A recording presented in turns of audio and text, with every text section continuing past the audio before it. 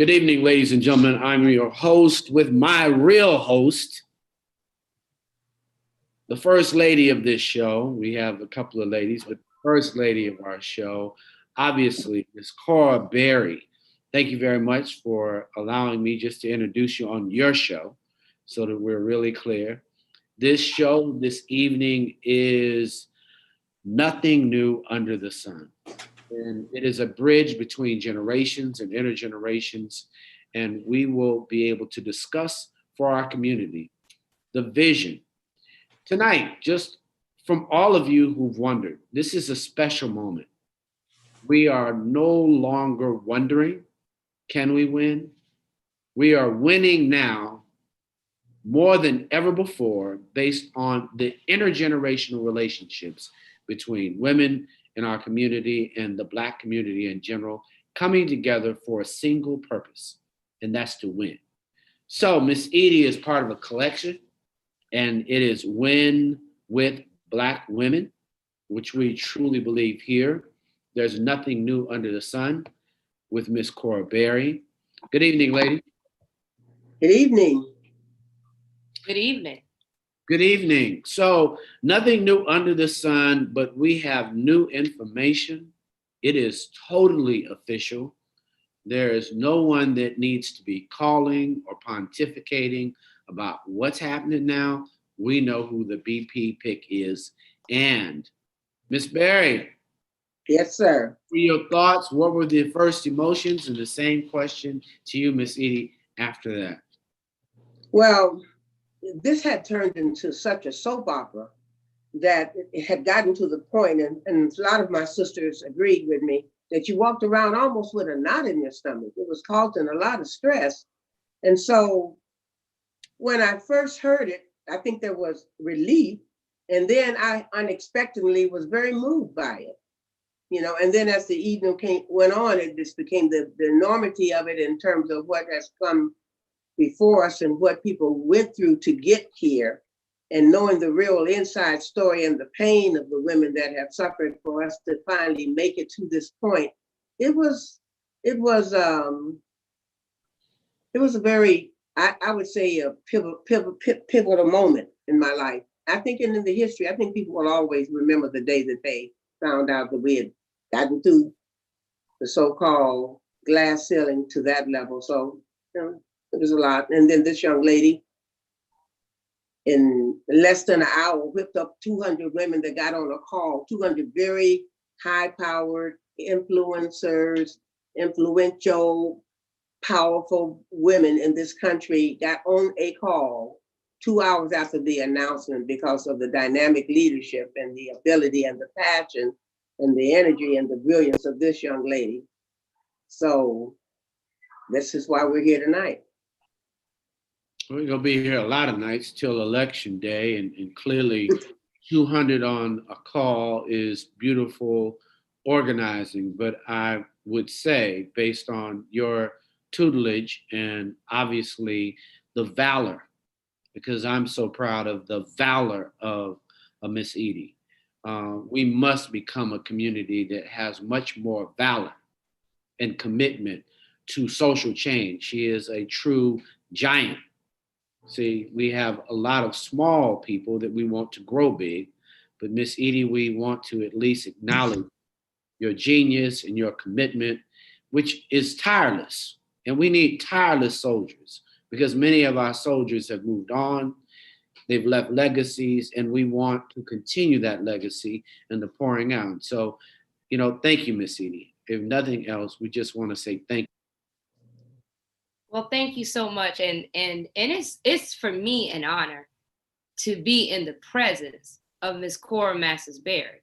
And it's an honor for me to just be able to see this moment. And you asked the question of where was I? I was sitting in my house, my parents' house, Johnsonville, South Carolina. So I grew up in a small town in South Carolina of 1,000 people on a dirt road with a railroad track right across from the house. And you might hear that railroad track, that train goes by about 3 times a day.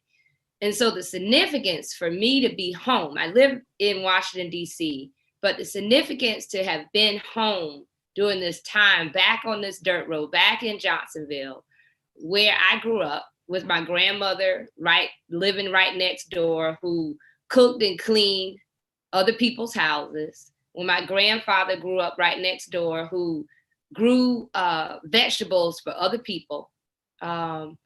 It was a significant moment for me to see the hard work and the sacrifice and the results of the work that folks like Miss Cora Berry and the Hazel Dukes of our generation, and the Janetta B. Coles and the Dr. Barbara Williams Skinner and the Dr. Dorothy Heights and the Sojourner Truths and the Fannie Lou Hamers and the Shirley Chisholms and the Ida B. Wells and so many others, those that we know their names, those that we don't know their names, fought for, that I have the privilege and I have the blessing and honor to witness their work. So it, for me, was a moment full circle to be back home after 20 years of being all over the country and this, this COVID world, to be quarantining with my family and my parents, to be on this little dirt road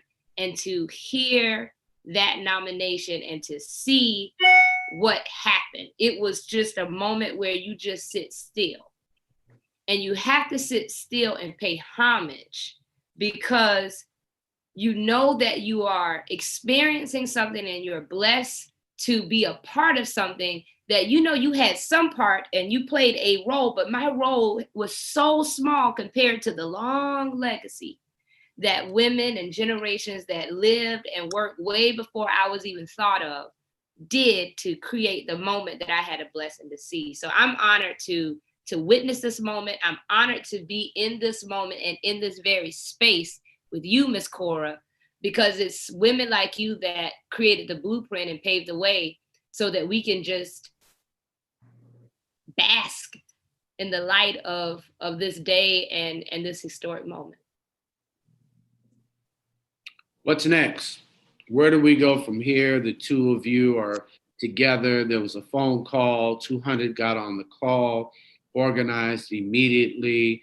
As an organizer, what is that like? What's the conversation like? I've never been on the phone with 200 women, so 200 men. That is real organizing in real time in less than 2 hours. That's not a lot of minutes. Well, I think the time was less of a reflection of the organizing as much as it was how much these women had invested in this, how they were emotionally invested in this. And when I say women influencers, I could name, and I'm not going to do that, but just know that over half of the group were what would you would call household names. But every other day we'd be on this phone and they'd stay up to 3 or 4 o'clock in the morning to write a letter that was sent to the vice president, basically saying, and it was a phenomenal letter, basically saying it's a Black woman or else. And then taking off from that, maybe 3 days after our letter went out, the brothers stepped forward, like Reverend Barber, Charlemagne the God, Nick Cannon, and all of it, and wrote another letter, said if it's not a Black woman, then you're gonna lose your job. So all of that came together. And so by the time she whipped that call in, everybody, I think, had breathed a collective sigh. But then but the kind of women that they are, in preparation, even in anticipation of whatever that choice was going to be and who was going to make the choice, they had already started working on a letter. And, the discussion was, what kind of letter do we write if it is a Black woman, or what kind of letter do we write if it isn't? And so we came to the conclusion, it's the same letter, because it doesn't matter. There are things you're going to need and things we're going to have to do and things you're going to have to commit to help us, to help you be successful. We want to get the vote out, but you have to be a full participant. I mean, it's just amazing to watch that and to see that and she's saying the history, to see the people that were on the call, from Hazel Dukes, who was probably close to 90, all the way to, I think the youngest person on the call was like in their early 30s, and everybody just working together. It was absolutely a phenomenon that I have never experienced, and I came out of the movement. But that intergenerational thing was not in place in the 60s. It is in place, and that's a powerful, powerful combination. So the next step is, after everybody basked in the glory of the choice, then what's next step, Miss Eaddy? What's our next step? It's the work. It's the work. It's absolutely the work. I think the one thing that we said going into this, and this started with, I want to say that this work and this movement, to be very clear about the need, and of course the whole time we said, Vice President Biden, he can make whatever choice, he has the right to make whatever choice he felt that he needed to make. But it was important for him to hear from Black women what we knew, what we knew in our hearts and our souls. What polling even showed us is that having a Black woman on that ticket was going to energize the base, energize the country in ways that we know that we need to win the White House.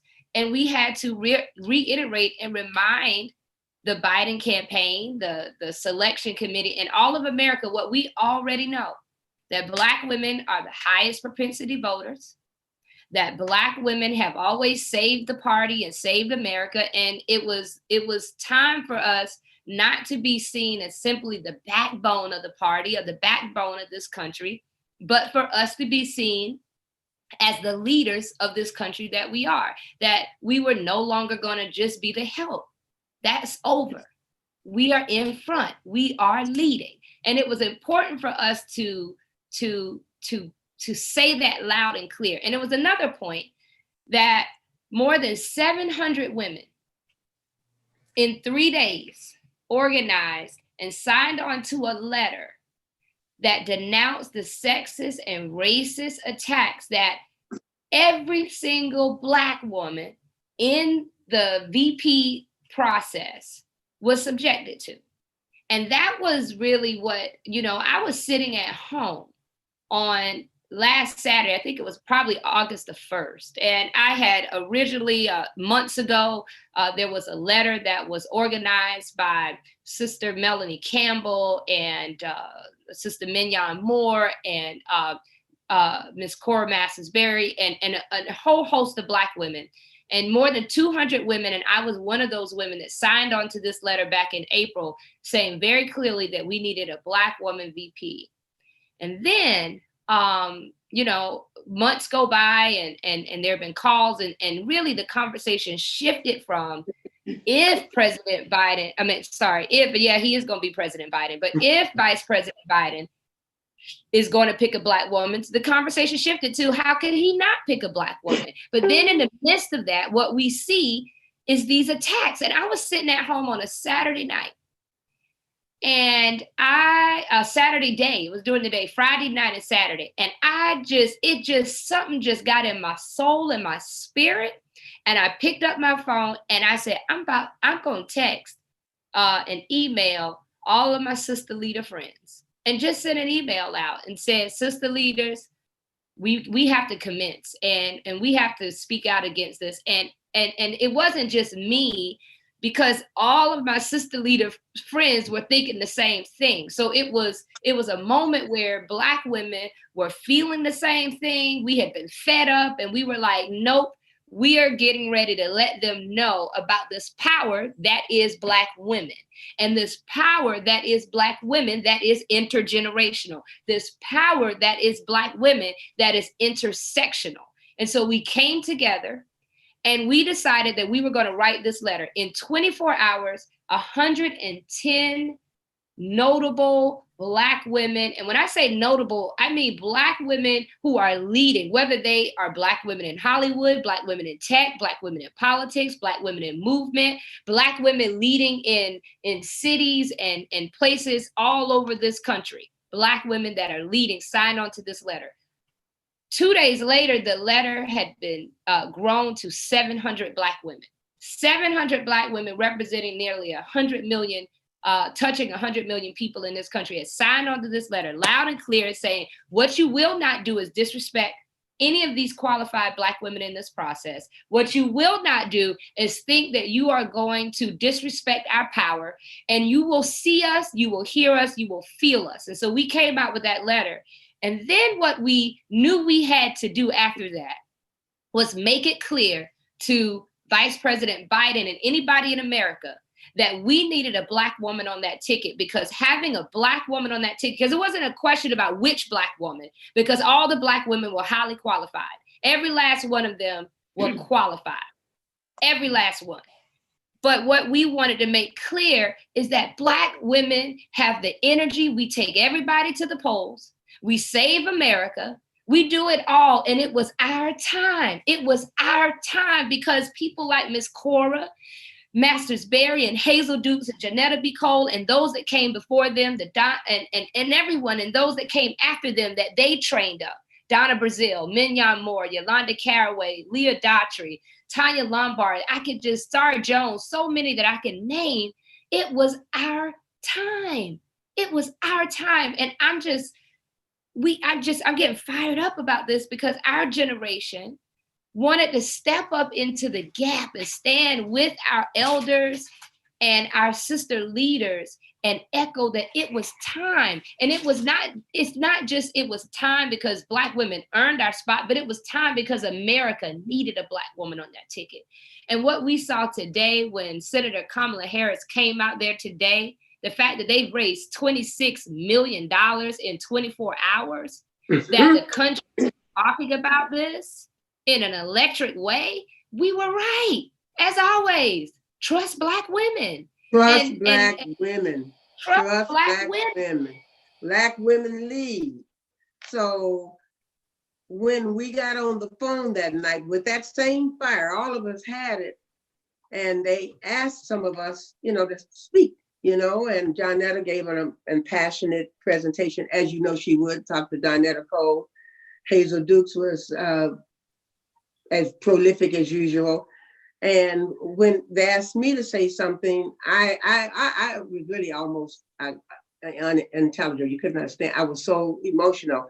And so while they were celebrating, I was telling Jokata that I had pain in me, because I knew and experienced and witnessed things that our sisters went through that they'll only read about. I'll use one example, but I'm not talking about Sojourner Truth. I'm talking about Shirley Chisholm, Barbara Jordan. When Shirley Chisholm was the first, and the only woman, she was treated so abusively, so disrespectfully. They wouldn't acknowledge her when she would walk in the room. They would ignore her if she had something to say. They made fun of how she looked. They made fun of how she talked. Now, this is what happened. And these were our brothers. But that's why I said she's one of the bad. That's why I have that right there. I'm bald and unbossed. Then she had the temerity to decide, I'm going to run for president. At that stage of the game, they wanted her not to even come back to work. She stood up. She went through all of that. She ran for president. And then when it was time to get to the convention, then taking over from the brothers come the white women. You did a good job, Shirley. You stood, the banner for the women cause, white women cause.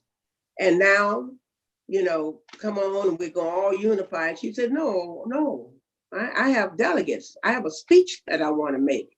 I have a position I want to put out there. You're not going to stop me now. And what she had to go through. And then I look at the sisters now that were all the ones that, she's speaking of. And as bad as it was, I think back to what it really used to be. They didn't have a band of sisters like us or 100 brothers. It was the opposite. So this is an evolutionary experience, but at the same time, it's sort of like bittersweet, because I feel so bad that they had to take it. But you know what? If they hadn't taken it, then Kamala wouldn't be here. Mm-hmm. We had 11 women, Black women who ran for president of the United States. They have an article, it's online. And one of those women, by the way, was my mother, Dr. Isabel Masters. She ran 4 times. And she's in that article. So women been doing it. Many of those women were just way ahead of their time. So we have sisters like this who are not just picking up the fight, but they're paving the way. You know, they're smart and they listen.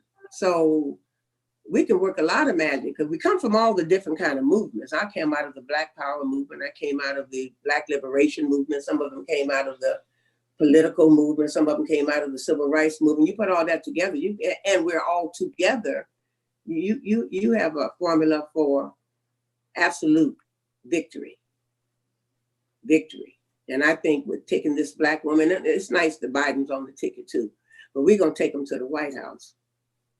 And the only way our people are going to vote, and I said this to them, they said, are you saying that if it's not a Black woman, you won't vote? I said, no, absolutely, I'm not saying that. I'm going to vote. And a lot of people like me are going to vote. And when we get to the polls, we're going to vote for him. But what I'm trying to tell you is there's going to be a whole bunch of people not going to make it to the polls, because our people don't go to the polls to vote against. We go to the polls to vote for. And the way we vote against is we just don't vote because we're not interested. So we have nothing to offer them. We have no way to get them there. But now we can say to them, please vote your interests. A Black woman is going to the White House. That they'll listen to. You have to energize. I said, and if you don't do it, and you pick someone who's not Black, then you have to go get your energy, your votes, and your money from that community, because that's the community you are catering to. Yeah, I think as Ms. Cora outlined, it was never a question of whether or not Black folks were going to vote for Vice President Biden, but it was the question of the enthusiasm. It's a question of whether or not, as my sister Latasha Brown says, whether or not, it wasn't a question of whether or not we was going to just show up. Yeah, we're always going to show up, but are we going to show out? And now that we have Sister Kamala Harris on the ticket, Black folks, and not just Black folks, not just Black women, but young millennials and Gen Zs, all of them are going to show out. There's a level of excitement around Senator Kamala Harris being on this ticket. And I think it's also imperative to note that there is a sense of urgency too, because Senator Harris has a track record of being for the people, but she also has a lived experience. She is a Black woman. So she not only has worked in and around the issues that are very important and centered to Black folks, but she's someone that has that lived experience. She talked about it today, going to protests with her mom and dad strapped into her stroller, talking about her experience as a Black woman in America. I think that's going to be important. She is a Black woman that went to a historically Black college and university. That's absolutely important. That is going to speak to so many. And today, when she was giving her speech, I have a 5-year-old goddaughter. Her name is Haley Mae Abraham. And Haley Mae Abraham is a person that I have conversations with about what is happening in this world. And she will have a conversation with you about who her candidate is. She has a candidate that she liked during the primary. She understands and is very clear that President Trump has to go. And this is not, we are not trying to train, we are trying to train this child, but she comes up with this herself because kids pay attention. She watches television. And today when the Vice President Biden and Senator Harris came out, Haley Mae jumped up and said, "Sugar mama," that's what she calls me. Sugar mama, look, did you see her? Did you see her? She looks like me. And she jumped up and down, and I pulled out my phone and I captured a video of it because it was a special moment for me, that she was jumping up and down at the sight of Senator Kamala Harris. She is 5 years old and she is seeing a reflection of herself. And she was excited. She asked me, she said, Is she going to be my president? I said, well, she's going to be your vice president. She says, well, I want to go to the White House. And so the fact that a 5-year-old Haley May is excited, that's why it's important for us to do the work that we're doing. That's why it's important for us to make sure that we speak out when folks try to say that she was too ambitious, or they want to talk about her personal attributes and not her contributions to this nation and her highly qualified record. We have to speak out, and we have to speak out against this president who thinks that it is not okay for you to call this qualified woman nasty and to hurl these attacks at her. And what he's going to find out is that there are Black women and allies of Black women across the country that are not going to stand for that. And every time he comes out, we're going to be right there to tell him this is not happening, not on our watch. One of the most powerful things, if you're just joining, you're now watching Nothing New Under the Sun. I have Miss Cora Berry and Miss Eaddy. She was part of a collective, Win with Black Women. This evening, we are discussing, obviously, historic moment for all Black women and the entire Black community. What I love about the conversation, beyond the impressive relationship that you all are demonstrating and illustrating for our community, because many times we don't have access to this information. Many times we don't get to see organizers share their vision for our community.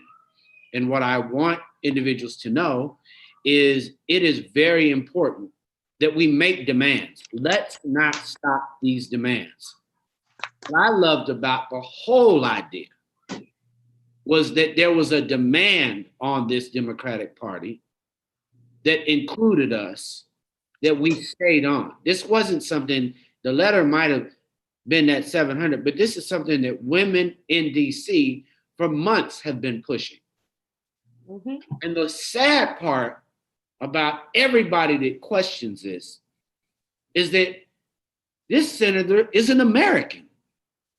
She deserves every right that every American is given. Point blank, period, drop the mic. And I love that we demanded something, and Black women demanded something that before this day, people did not believe. They didn't even know, for those pets, those tamed, those without courage, with no valor, didn't want to make a demand. So sit back and join the party now, because you weren't even going to have a party for us, for the Black community, for Black women. Stop questioning and listen to this as you understand why there's nothing new under the sun. Ms. Berry? But I think you're I wanted to jump in here because, you're so right that Black women, people often want to push us, sometimes our brothers, allies, they want to push us and tell us, oh, just be happy. And I was having this conversation with Ms. Cora, and everyone kept saying, oh, but he's promised he's promised the Supreme Court. He's promised the Supreme Court. Just be happy with that. And as Black women, we want it all. Like, why do we have to wait for, and I love Justice Ginsburg, but why do we have to wait for her to either, Lord, I knock on wood, for her to either die or decide that she's time to retire, for us to even have an opportunity to be nominated and still have to go through a fight to get confirmed by the Senate to get a seat on the Supreme Court, that should have been our prize? No, absolutely not. And it's also important, and thank you, Ms. Cora. Thank you to the Melanie Campbells of the world, the Holly Holidays of the world, the Donna Brazils of the world, the Mignon Moores, and so many other women that made it clear that as we are advocating, it's not that we as Black women just simply want the vice presidency, but no, we want, yes, we are happy and proud that there's a Black woman named on the ticket, but we also believe that Black women should have their due place in the cabinet, in agencies, on the Supreme Court. And it's also going to be important for us to make sure that the sisters that are on the ballot in states across the country, right now we have the largest amount of Black women that are running for office that we've ever seen. So it's equally as important for us to ensure that we're building this power in every single place. We can't just be focused only on the White House and only on Congress, because we know that every single time that we are fighting right now, everybody in the country should be calling into Kentucky to ensure that we arrest the people that killed Breonna Taylor. And what I break down to all of my friends that are making those calls, and our good sister, my sister, Ms. Cora Masters-Berry, your daughter, Tamika Mallory, is leading such important work there. But what I always remind folks is that the people that we're calling, that Attorney General and that District Attorney that we're calling and saying arrest the people that killed Breonna Taylor, those are people that are elected into office. Those are people often that are put into office with very slim amount of votes, not a lot of votes. So our vote is our power, and our power allows us to put people into office that are going to adhere to our demands. And our demands is quite simple, is to put us and our issues and justice and civil rights at the center of what you do. That is what we demand. You're right, but it doesn't happen because we demand it. I mean, we take a lot of different avenues to get what we want, but what life has shown me is when you start hitting them in the pocketbook is when they start yapping. We have been sitting in Washington, D.C. for the last 40 years with a racist name for our football team. Our Native American brothers and sisters have demonstrated. I can't tell you all the various and the sundry things that have been done. But when, during this George Floyd era, Nike, FedEx said, look,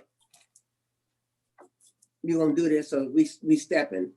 The man, the George Wallace of our day, the owner of the Redskins, had always said it's gonna be this forever, tomorrow, yesterday, and forever to go. He's changed.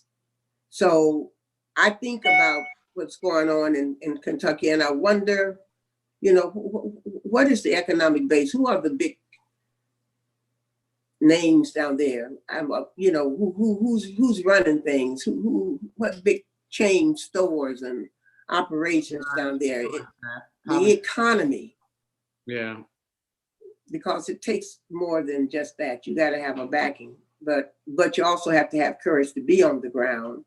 And I'm very proud of Tamika and Linda and Hassan and all of them down there. Mary Pat, the young lady coming out of Atlanta. They're in what I call in the belly of the lion. They're on the front line in the southern part of this country, which has not changed that much. So, and they're going to be there. And so we're going to be doing an update of them next week to see what's going on. So it's going to take all of those methods, but definitely, I think in this situation, the letter writing and by the way, the letters went public. They were in mainstream media and social media. They were in Washington Post. They were in USA Today. So, I mean, it was a clarion call. But again, that's just the beginning of the battle. So it's like, enjoy these next 2 days, and then after that, it's going to be on if it hasn't already started. It started, as you shared, Ms. Cora, it started right after the announcement with the President of the United States in this most historic moment. He had an opportunity, but we know he's not going to do that. He had an opportunity to say, congratulate her. It's a historic moment. No, he jumped right out. She's nasty. All of these comments, the dog whistle politics, the signaling that of white suburban women. And I think that, Ms. Cora, I'd love for you to talk a bit about this, because it's not lost on me what's happening and how Donald Trump is trying to signal to white women. And there's this long history there. Back to the suffrage. No, it's good because I smile. I smile because I want him to stay true to character. I want him to stay true to character. He's hit a wall and he's digging in, but he instead of turning people on, he's turning people off.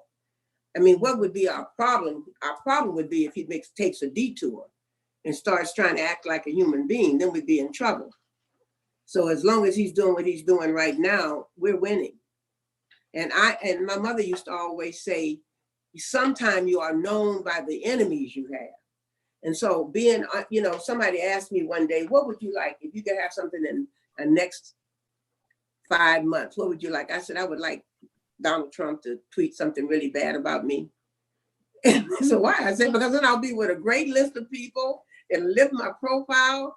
People, wonderful things happen to people that he criticizes.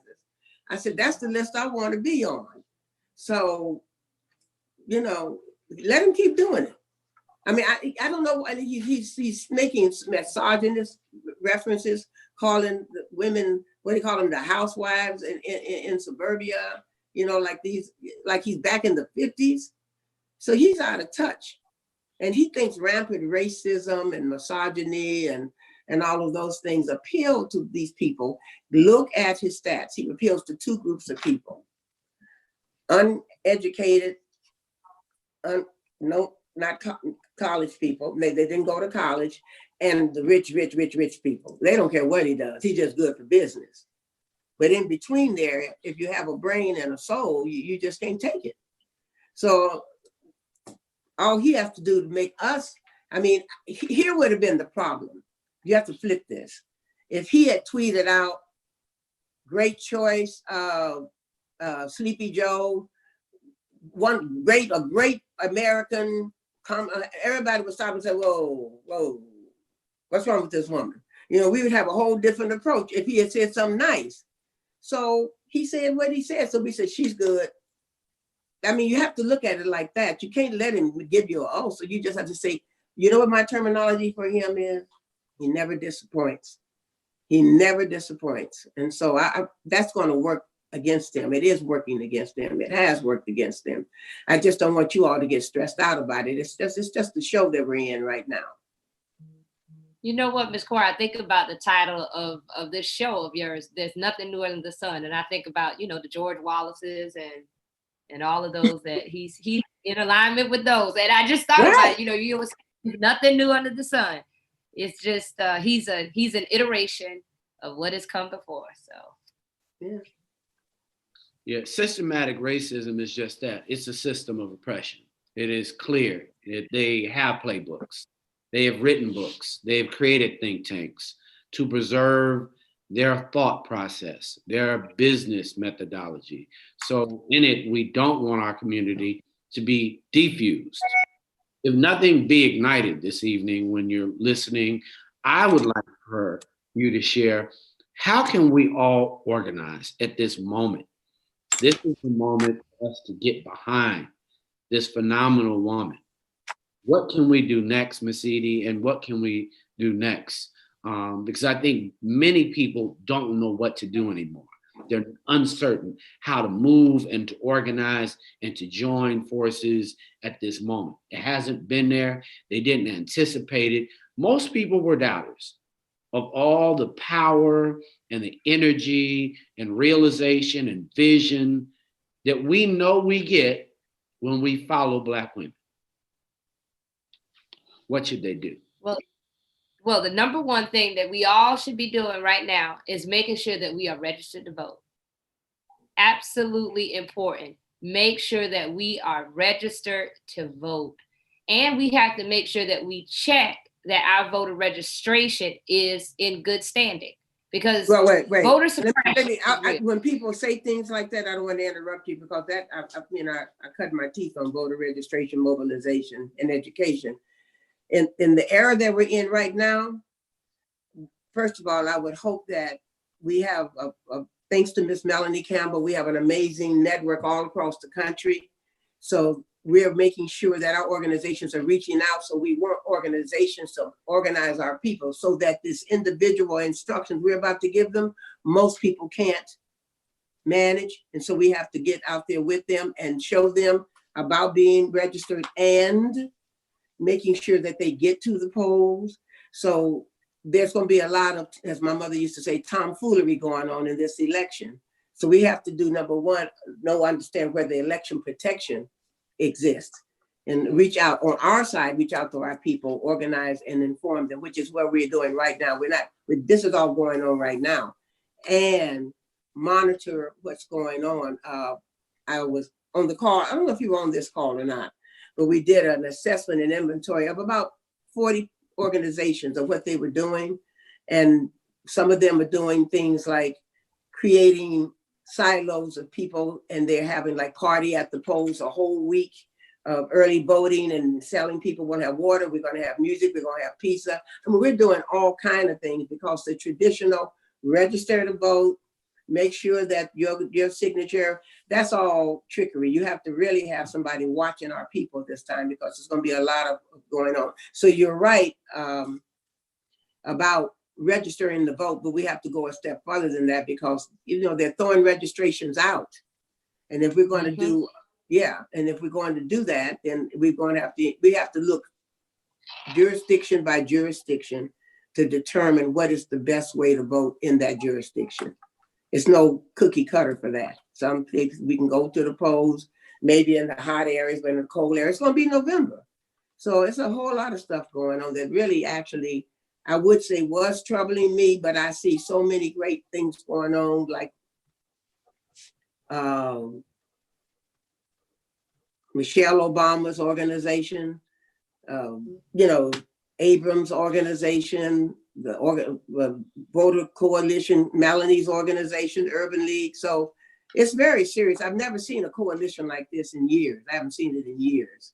People are very serious. So we just have to stay steady with it. And you guys have a plan that when you do this time, what are you going to do different than what you did last time to your organization? I think it's also, Cora, that what you raise is so important, because there's a lot of trickery, and we got to be very, very diligent about the trickery.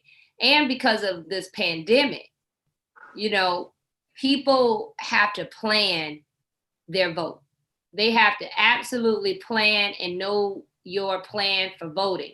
Get your mail in, understand what it takes in your county, because what's happening, and I don't want to get in my nerd hat about voting rights, but it's important to note that we are in an era right now where we are under attack. The vote is under attack. It's always been under attack, but it is aggressively under attack. There are a lot of trickery. We're seeing, people have to stand in line for 7 and 8 hours. That's by design.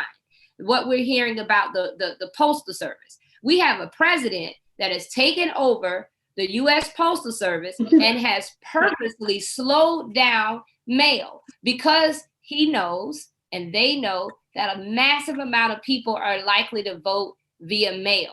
So we have to be very diligent. So we have to make sure that we're registered to vote. And Ms. Cora, you are so right that we've got to make sure that we're doing it with trusted partners, folks like the National Black Coalition on Black Civic Participation, Sisters Vote, Sisters Lead, organizations like the NAACP, the Urban League, are all making sure that we're registered to vote.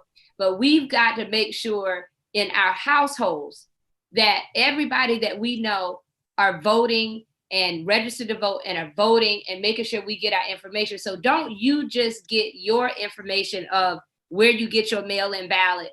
You get it for your mama and your daddy, your grandmama, your aunts, your uncles, your cousins, and just really be a captain in your family. That's what it's going to take. We can't afford, our lives cannot afford for us as individuals to go to the polls alone.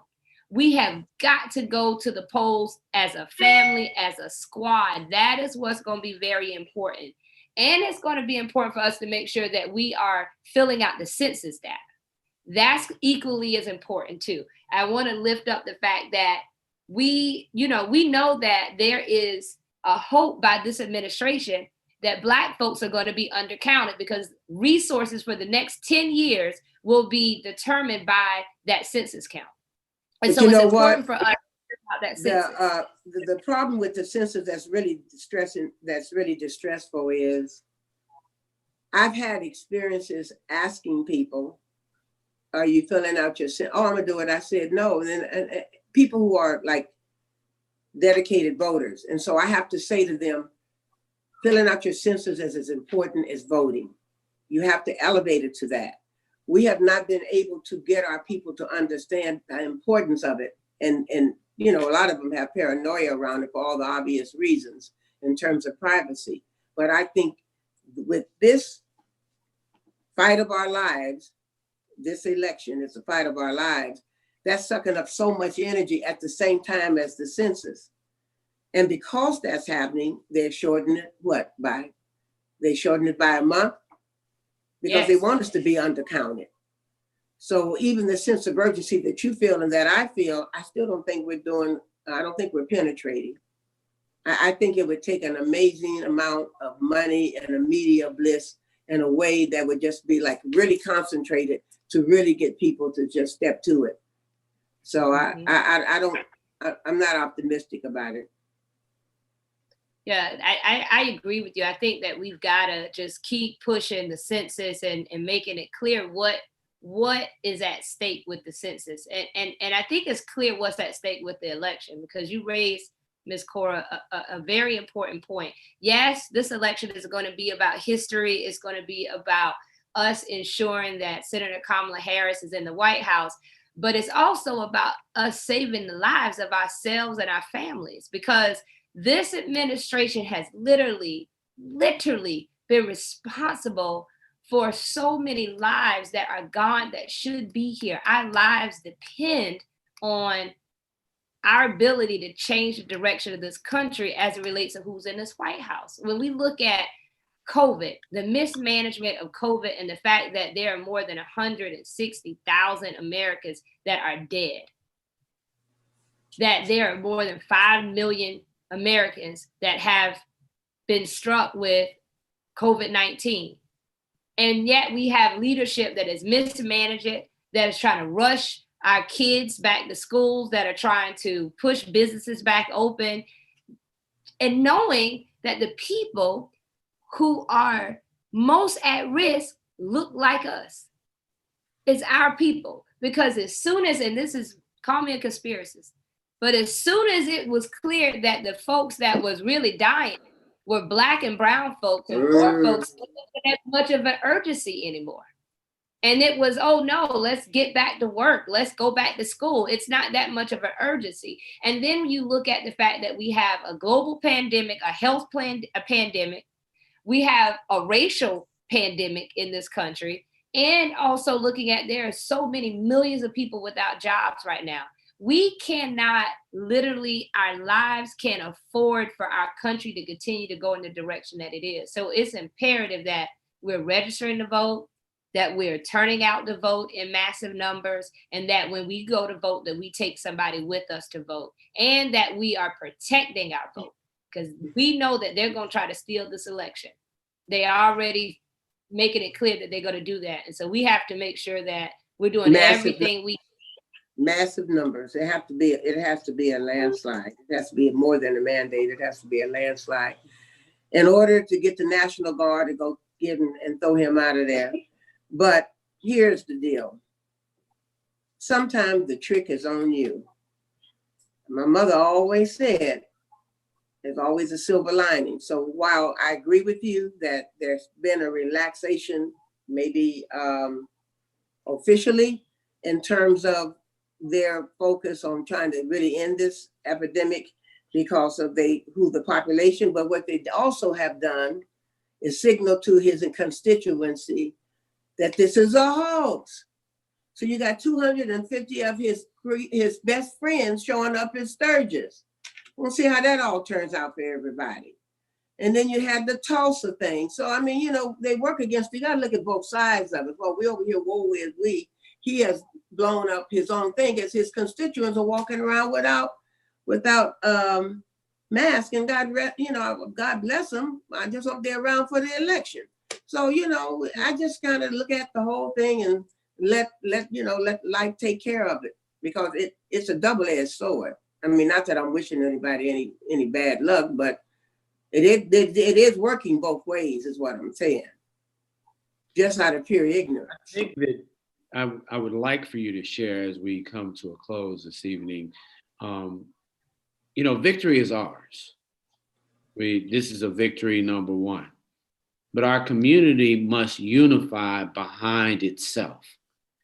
I think that if you would just share, Miss Eaddy, so that our community would understand, stop questioning our great, stop questioning who, and spend our whole entire next 3 months making sure we believe in ourselves. Because to believe in Kamala Harris is to believe in Black America. Well, what I'll say is Black people, Black women are powerful. Always have been, we are now, and we always will be. And the most important thing that we can do right now is to believe in that power, to step in that power, to be bold about that power, to walk in that power, and to leverage that power. That's what we have to do, because power concedes nothing. And it's important for us to just recognize that we are just a powerful people. We come from people who were stolen from their land, crammed into ships, brought over the water, a very rough water, shackled, sold, separated, but persevered, put in fields, worked and toiled, and build this country, build the economic foundation of this nation, and then lived in this country separate, did not have the access that we deserved, although we built it. And we were the foundation, and we still persevered, and particularly Black women. We fought for the right to vote for women, and we didn't even get to realize it.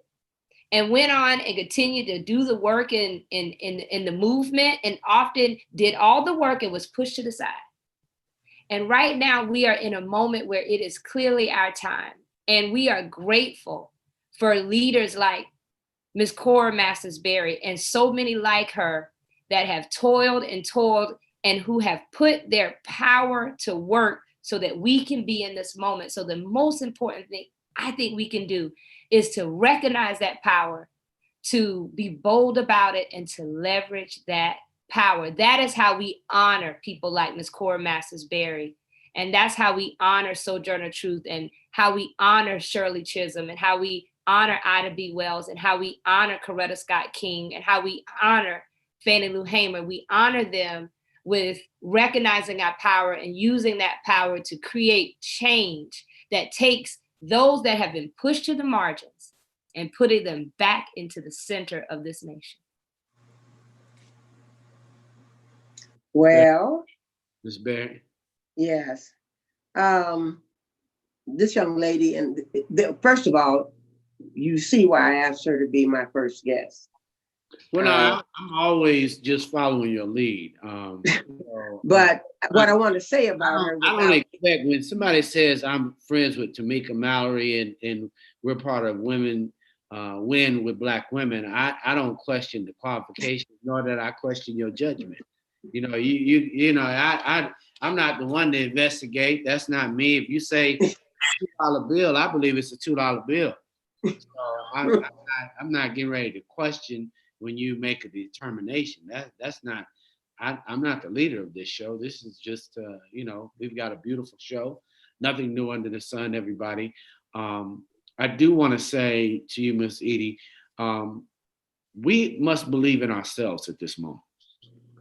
I don't want people to get alienated.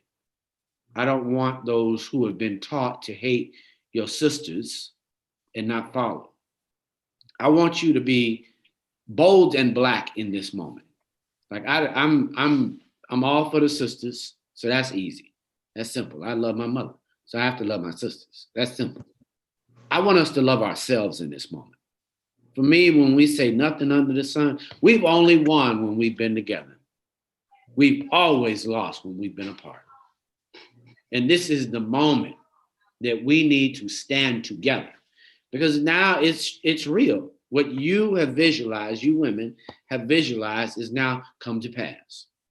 In order for us to take the next step, all the naysayers have to quiet themselves and get on the bus.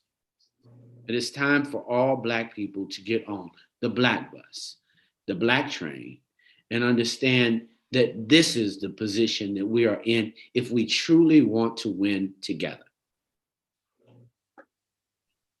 So that's the challenge, ladies. I think you put it together. Miss Barry, you want to close this out tonight? Well, it's like going behind the preacher, but I'll try. No, I'm very encouraged by the leadership. And what I was about to say is that as great as she is, there are many, many, many, many, many more like her. I just want the people out there listening to know that we're in good hands, that she is typical of what I'm seeing in this generation. So we have a lot of work to do, and that's eternal. I mean, when you get to be my age, you'll be saying the same thing, you know, it never changes. It gets better, but it always has to be nurtured and kept. And what you have to not do is back down. You can have all the power, you can leverage, but you cannot back down. Forever forward. And so this, on the, I guess, the second day that we've been informed of having a vice president, the candidate that is a Black woman, we can celebrate, but tomorrow we get up to fight another day. And of course, the power of women have always been there, but we're in the lead now. We're not walking behind them, we're not next to them, we're walking in front. Black women lead. Thank you for coming, and I enjoyed it. And as my mother used to always say, there's nothing new under the sun, but it's your turn. Thank you. Thank you. Thank you so much for allowing us to spend this time with you. It's been wonderful, Miss Barry. Miss Eaddy, I love you. Let's continue moving forward and let us know. All right. Good night, everybody. You've been watching Nothing New Under the Sun with Miss Cora Berry and obviously Miss Eaddy, who's part of a collective, Win with Black Women. We really appreciate you all. Have a wonderful evening. Register to vote. Definitely be a part. The last thing I will say, as always, you do not have to be in the streets, but you must be in the struggle. I'm Monty Steve. Good evening.